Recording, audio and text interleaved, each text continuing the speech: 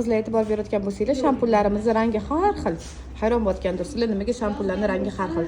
E'tibor bergan bo'lsanglar, kimdir aytadi, "Voy, sochimni yuvdim, sochim yog'lanadigan bo'lib qoldi" yoki "Sochim tez to'kiladigan bo'lib qoldi" deyshadi. Shampunni ham to'g'ri tanlash kerak. Ya'ni har bitta shampunimizni e'tiborli beradigan bo'lsanglar, mana bu shampun ukreplaydi, sochlarni mustahkamlaydi.